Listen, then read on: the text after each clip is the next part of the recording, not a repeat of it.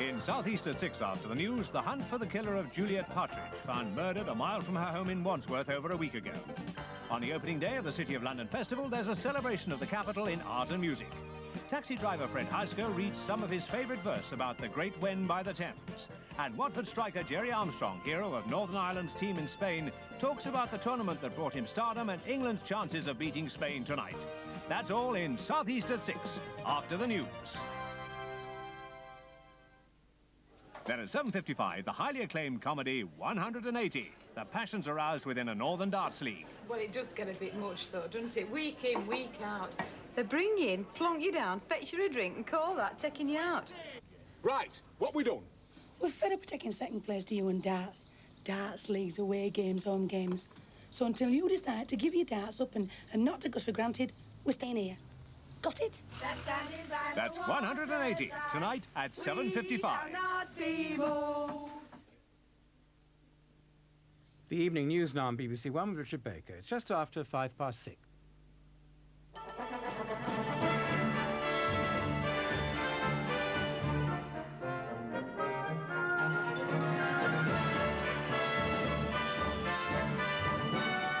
Some rail passengers beat the strike, but most of the network is closed.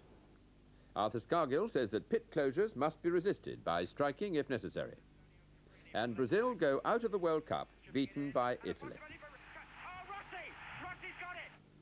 British Rail have managed to run about 8% of their services today, although overall the intercity network is at a virtual standstill. There's been no attempt to keep to schedules, with British Rail sending trains out whenever they've got the men to operate them. They say by tonight, over 1,200 trains out of a total of 17,000 services should have been run. Commuters, on the whole, have been the most fortunate, with those in the southeast, usually the worst-hit region in any rail dispute, enjoying the most trains.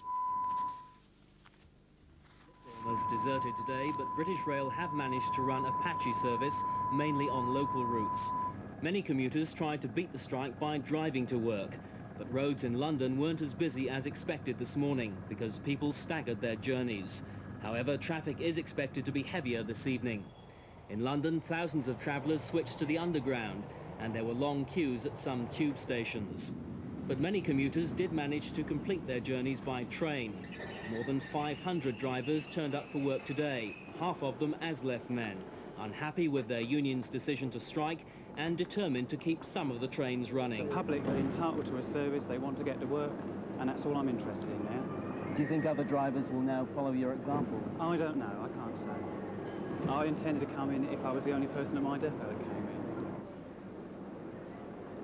in. On most lines, they've managed to maintain a skeleton service, although getting home tonight could mean a lengthy wait for some passengers.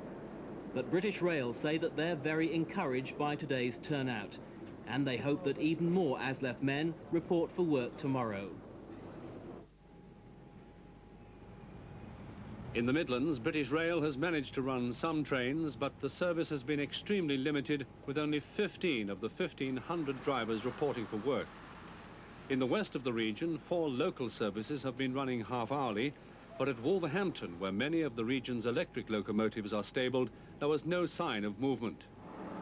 Only one intercity train has run from the West Midlands all day, at 1 o'clock from Birmingham to Bristol.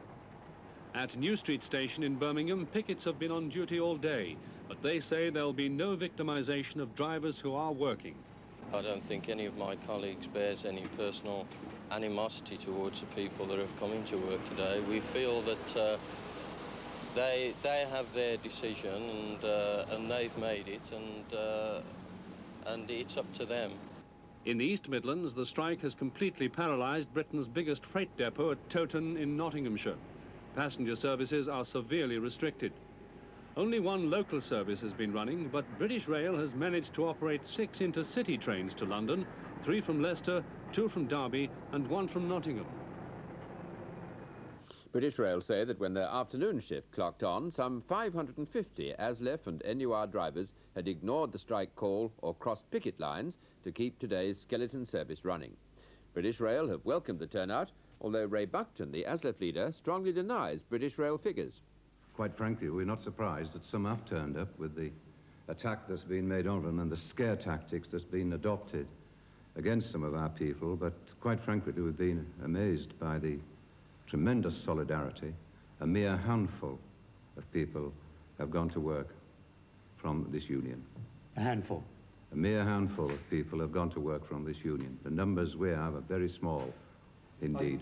I think it's encouraging to know that some ASLEF members are in fact voting with their feet and trying to help us to run a service, a very scattered service albeit. But I think the other thing that's important is that we know that many ASLEF members are expressing their concern to their leadership, their concern that they are in a strike situation over something which could be easily resolved. The Shadow Chancellor, Mr. Peter Shaw, told the conference of the other main rail union, the NUR, that unions must be ready to fight to defend their interests. But Mr. Shaw added a veiled criticism of the ASLEF strike when he said union leaders shouldn't always say charge, regardless of the casualties and risks.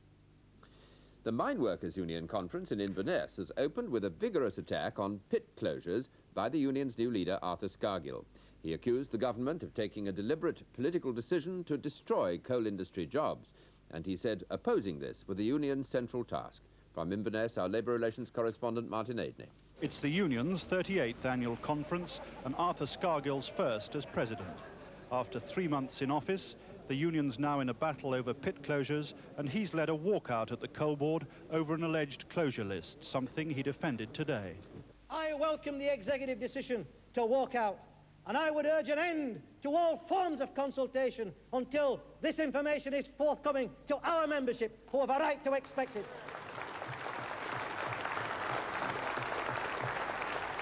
In view of the board's attitude, our union at this conference must reaffirm its determination to oppose all pit closures and take industrial action to slow down colliery, which we see as symptomatic of the board's attempt to introduce a closure programme in every area of the British coalfield. Protection of this industry is my first priority, because without jobs, all our other claims lack substance and become mere shadows. Well, as for those other claims, behind the scenes today, a resolution calling for £115 as the minimum wage for the industry has been worked out, and that seems sure to be passed tomorrow, representing an increase of about 30%. Mr. Scargill will be pleased with that, as with the decision this afternoon to move the union's headquarters out of London and into a coalfield area. That's something he particularly wanted. Also, the conference has decided today to take the first steps towards merging some smaller areas. If that were to happen, it would give Mr. Scargill a stronger hold on the union executive. The artillery duels which broke out in Lebanon last night, despite the ceasefire, have continued today on the southern outskirts of West Beirut. Several thousand PLO fighters and about 500,000 civilians are trapped in this western sector, with the Israelis all around the city, and the crossing points into Christian-controlled East Beirut virtually sealed off. Christopher Morris reporting.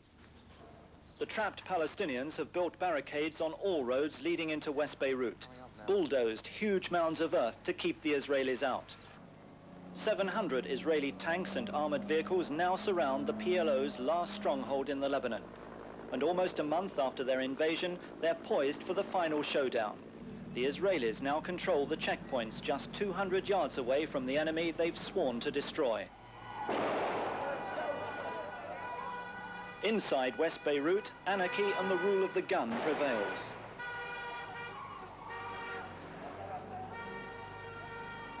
Cut off from their Syrian allies, seemingly abandoned by the rest of the Arab world, the young Palestinians have vowed they'll fight to the death.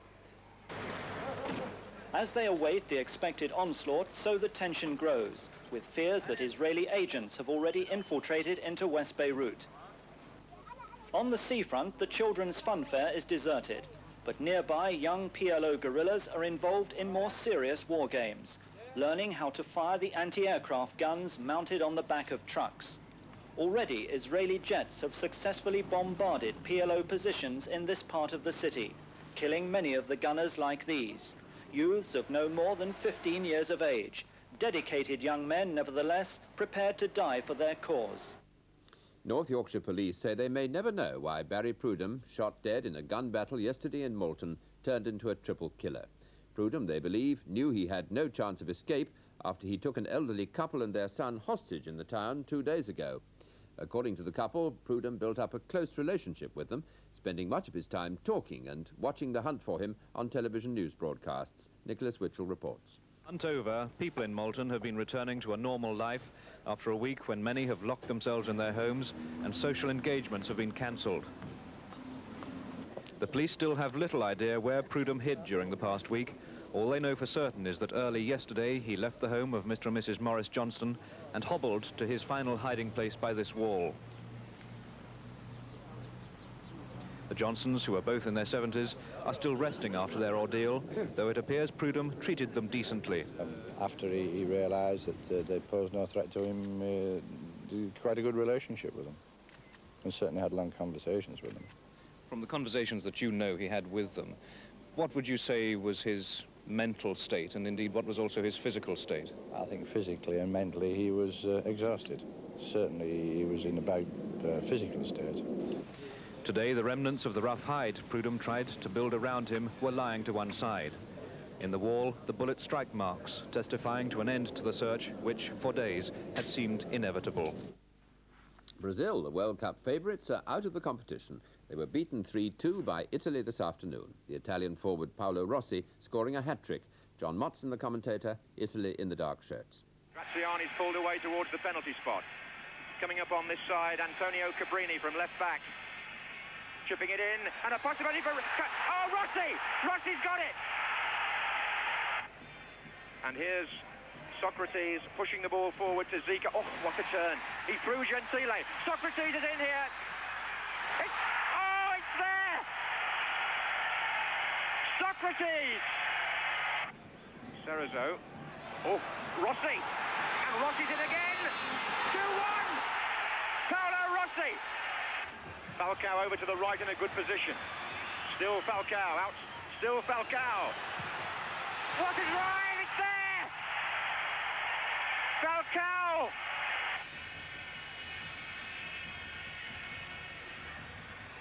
Bagomi is up there. Shot by Tardelli. And it's been turned in. Paolo Rossi was there again.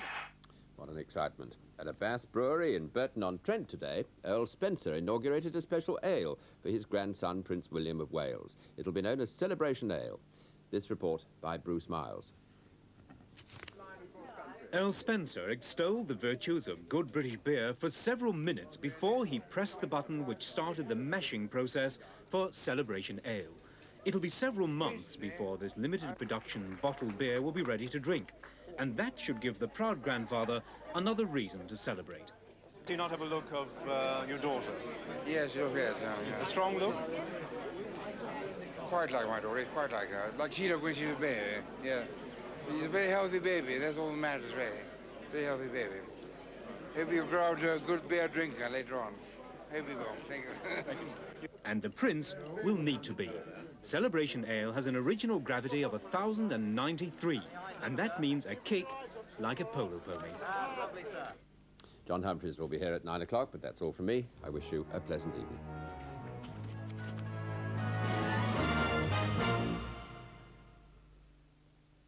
Good evening. Well, it's going to be a fine evening for many parts of the country initially, although there are some showers about in the north there. But this fairly weak front will be giving us a few spots of rain and drizzle as it travels eastwards across the country during this evening and tonight. But I think many southern areas staying dry.